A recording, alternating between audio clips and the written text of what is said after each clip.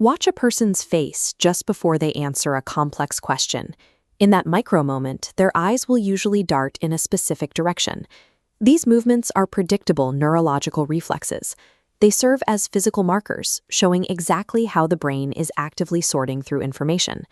This tracing of eye movement is a core concept in neuro-linguistic programming, known as representational systems. It operates on the principle that we don't all process reality using the same internal tools. This diagram illustrates how the brain categorizes data through different primary modalities. Some people think primarily in pictures.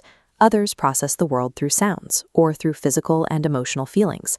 Because the human nervous system hardwires these brain states to the eye muscles, watching someone's gaze allows you to identify which mental operating system they are using to retrieve a thought. This 3x3 grid maps specific cognitive functions across the face. The upper third is visual processing. Looking up and left retrieves a stored image. Ask them to picture their childhood bedroom, and their eyes instinctively travel here. If they look up and to the right, the brain is assembling a novel image.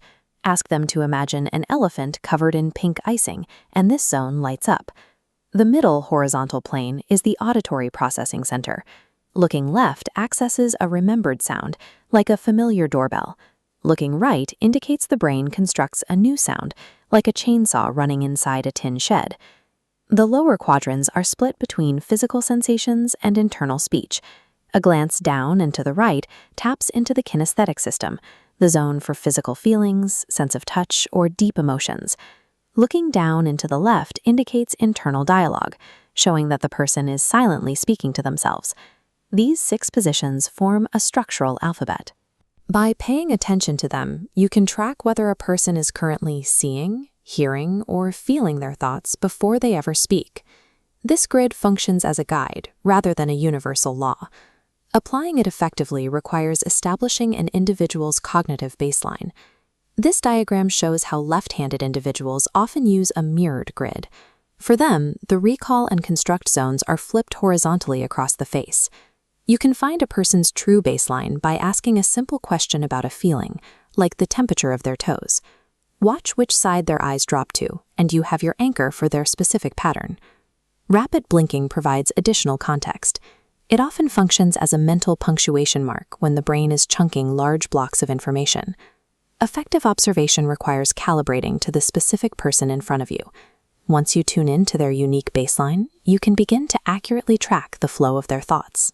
Consider a real-world scenario, a friend deciding to make a phone call home. The decision unfolds through a sequence of internal triggers.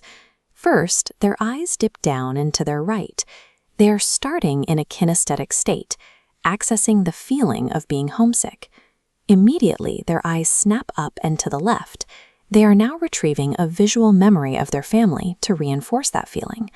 Finally, their eyes drop down and to the left. They are using internal dialogue to silently recite the phone number before they dial. Even without a single word of explanation, you have traced the exact structural architecture of their decision, from an emotion to an image to a verbal calculation. This sequence translates directly to professional environments. Imagine asking a colleague to review a new project proposal.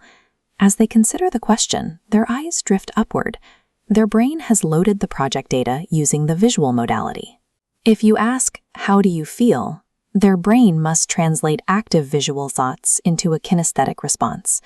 This clash creates cognitive friction.